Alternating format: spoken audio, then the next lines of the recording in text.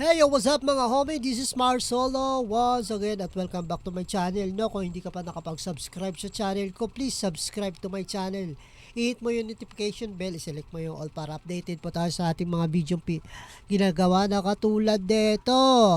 Tayo po'y tumatalakay at bibigay na reaction patungkol nga dito sa nangyayari sa gobyerno, nangyayari sa pamahalaan natin, nangyayari sa Pilipinas, nangyayari sa kapaligiran. Ano na ba dapat ang update? Nangyayari. Alam ko masama ang panahon ngayon. Alam ko masama ang inyong loob dahil sa nangyayari. Nakaliwat ka ng baha, kaliwat ka ng landslide, kaliwat ka ng corruption. So, hayaan na lang natin sila dahil may araw din yan mga yan. So, mga ka-homie, kung hindi ka pa nakapag-subscribe, subscribe ka naman sa channel ko para updated po tayo. Bago natin bigyan ng reaction, panoorin muna natin tong video. Ito nga pala video na ito ay, vlogger na ito ay si Mandarahong.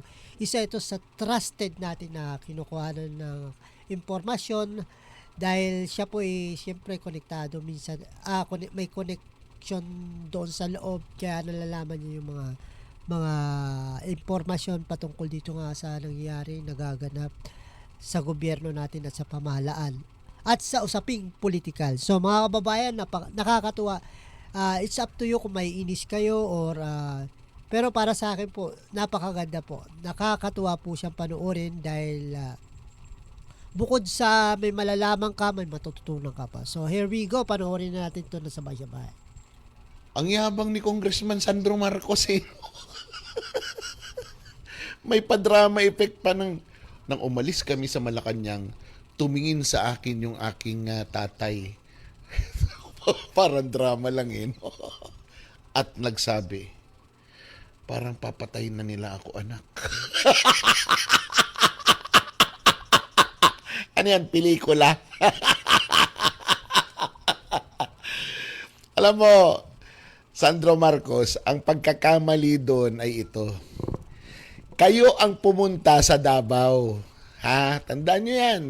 May pamano-mano ka pa kay Vice President Sara Duterte. Kayo na yung nakatira doon sa Davao.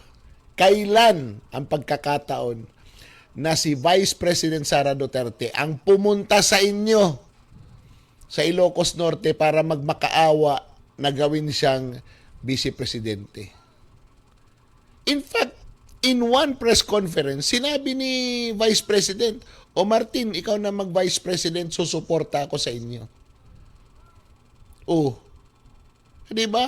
Hanapin niyo yung clip na yan. In-offer kay Martin Romualdez ang Vice Presidency. Pero iba pala iniisip nila. Gusto nilang mag-Vice President si Sara Duterte para hindi ito maging Pangulo. Sisirain nila para hindi maging Pangulo. Di ba? At that time, Marcos, Sara Duterte at Leni Robredo, kung tumakbo si BP Sara, hindi mananalo yung dalawa. Si Vice President ang mananalo noon dahil nga mataas siya sa survey. Tapos sasabihin, pumunta kayo ng Malacanang para hingiin ang support ni PRRD. Bakit? Si PRRD ba magkokontra sa inendorso ng kanyang anak?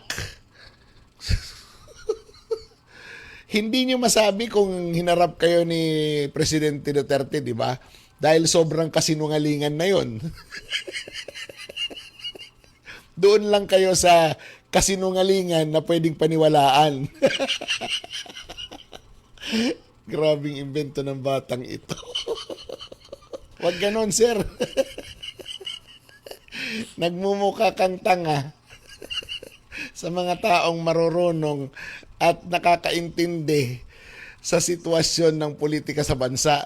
Hindi katulad ng mga nakausap mo doon sa vlog. Alam naman natin kung ano ang mga karakas nun. The color of money. Ang galing talaga ng ating putangin ng sekretary. Pumunta sa EDSA, sinabi niya na yung kalaban ng asfalto ay tubig. Alam mo naman pala eh. Tapos hindi daw nila na-anticipate na yung mga barrier daw makakabara sa pagtakbo ng tubig. Abay, ang talino. Para silang nag-experiment muna. 1.2 billion experiment sa asfalto sa EDSA. 1.2 billion experiment lang, ano. Napakalaking pera po no, ng 1.2 billion experiment lang. Wala man lang katiyakan kung tayo ba'y magiging ligtas sa mga pinagagawa nitong gobyerno na ito, you know? So, ang yayabang pa. Ang tawag nga ng mga netizen aspaldo.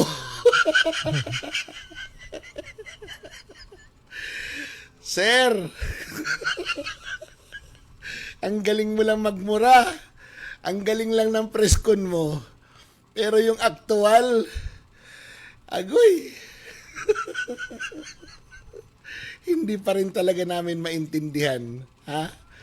Kung puro papugi lang, lalo lang kayong pumapangit. Dahil yung mga sinasabi nyo, always back to you. Sandali muna. Saan kumukuha ng datos si Auntie Claire? Bakit kakaiba yung kanyang datos doon sa mga pinopost sa social media ng taong bayan sa kanilang mga lugar dito sa Metro Manila? Bakit sinasabi niya mabilis sumupa yung baha? Bakit yung dati ay hanggang tuhod, ngayon hindi na umabot sa gutter? Saan siya kumuha nun? General statements yung sinabi niya, pero not the particular locations kung saan ang pinapakita ng mga netizens natin ay hindi katulad ng sinasabi niya. Alam nyo, kaya kayo nagagalit sa mga Duterte dahil ibinubunton nyo yung galit ng taong bayan sa inyo sa mga Duterte, thinking that attacking the Dutertes can deflect the anger of the people towards nyo. Hindi na iwawaglit ng taong bayan yung mata doon sa flood control project. Hindi na iwawaglit ng taong bayan ang kanilang isip doon sa nangyari sa flood control project. Alam nyo bakit? Ang taong bayan, karamihan, may mga pangarap sa buhay. At dahil sa laki ng halaga, ang iniisip nila, sana all. Karamihan ng Pilipino naghahanap ng jackpot. Halos lahat ng nakinabang sa flood control, jumakpat. Pero yung ordinaryong Juan de la Cruz, hindi. Sila ang sumasalo sa ginakpat ng mga magnanakaw. Kaya yung mga tao, hindi nila makalimutan yan. Ibato nyo man ng ibato sa mga Duterte, yung galit, hindi mawawala, madadagdagan lang yung galit sa inyo. Balita ko nga, di ba, mayroon sa social media, yung isang barangay sa Davao City, binakbak yung dike. Sinira, kaayos-ayos. Bakit kaya? Para pagmukhain na substandard, inahirapan nga kayong tibagin. Dahil puro bato yung ilalim. Di ba? Pambihirang buhay ito. You are starting quarrels. You are very obsessed in defeating the Dutertes in a world war which you will not be able to win. Why?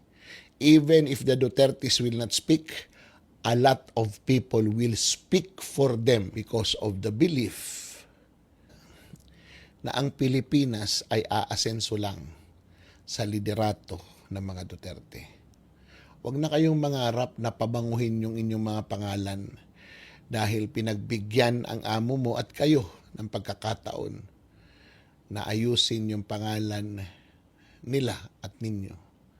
Pero nagtulong-tulong kayo para lalong ilubog at sirain ito. Salamat nga kay Bongbong, yung mga hindi noon nakasaksi kung paano magpatakbo yung tatay niya. At least ngayon, nararamdaman nila gaano kahirap talaga noong mga panahon na yun. Ito, wala pang martial law, ha?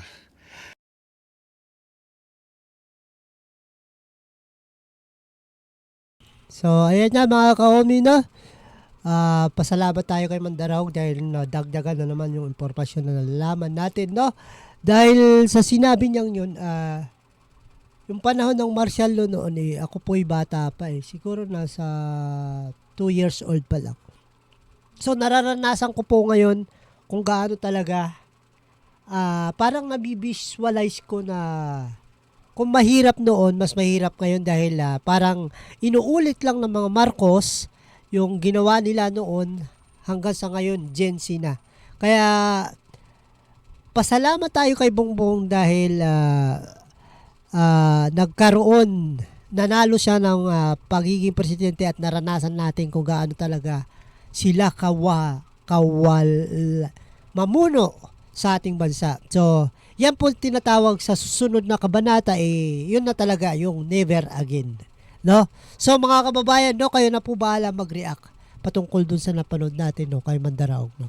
So, ayan po yung sinabi ni Mandarahong na napaka-sino ni Sandro Marcos. Dahil sa pinagsasabi niya, ako kasi mayroon akong clip nun na mismong mga Marcos talaga ang pumunta sa Davao para hingiin ang approval ng mga Duterte na sana po tumakbo ka bilang sa ticket ko bilang sa Vice President. Dahil ayaw nga po, hindi nga po nakinig si BP Sara sa kanyang ama na ikaw na lang ang tumakbong presidente. Pinagbigyan niya po na tumakbo presidente si Bongbong Marcos. Dahil po doon unti-unti nang nalilinis. Hindi pa man siya nanalo, unti-unti nang bumabango, unti-unti nang nalilinis ang pangalan ng mga Marcoses. Dahil po kay BP Sara.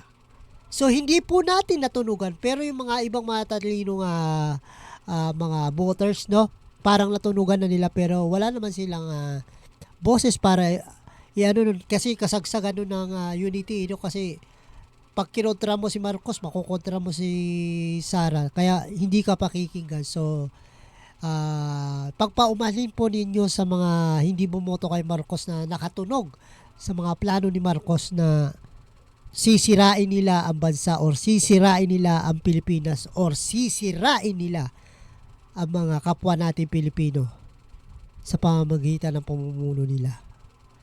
Ngayon po, nararanasan na natin yung mga ginawa ng mga Marcos noon, 80s, kung paano sila namuno, kung paano sila nagpatakbo ng gobyerno ng Pilipinas.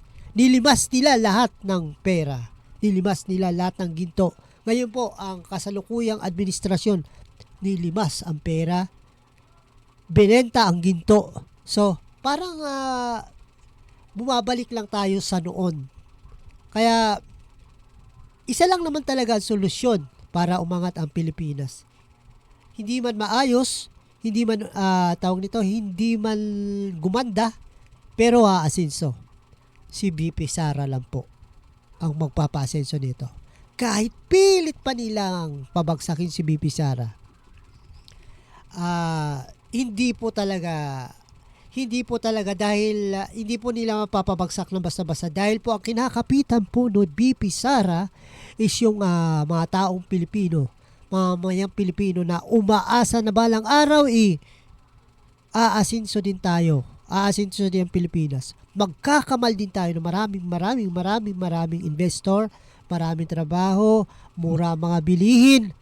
At syempre, tayo po'y magiging proud again become Pilipino katulad noon sa pamumuno ni Pangulong Rodrigo Roa Duterte. So sana po maibalik po yun at sana po tayo po'y sabik na sa mga balita doon na may ganito na natukhang.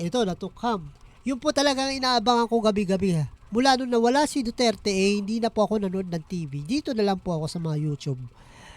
Papanood ng mga kung ano-ano dito sa YouTube. Pero nung kasagsagan po ng pamahalaan ni Duterte, halos gabi-gabi, araw-araw ako nanonood kung sino na naman ang natukhang na leader ng sindikato or mga drug user, yan po. Sino na naman ang nakitil, yung mga ganun po ay talagang napakatahimik po ng bansa noon.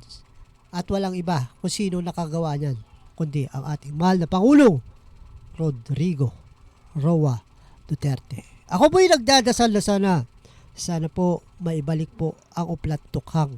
Sana po maibalik po yung pagiging proud Pilipino natin noon. Sana po maiupo ang mga Duterte ulit. So ayan po mga kababayan, no, maraming salamat sa pakikinig, maraming salamat sa panonood, sa mga nag-subscribe. Kaya kung bago ka pa lang sa channel ko, please subscribe naman to my channel para updated po tayo sa mga video ating ginagawa na katulad nito. Malaking tulong na po yun sa akin. Tumatakbo na po kasi yung earnings ko. Kamo-monetize ko lang. So ayan po mga kaibigan, no, mga ka-hobby, 1,000 subscriber na po tayo.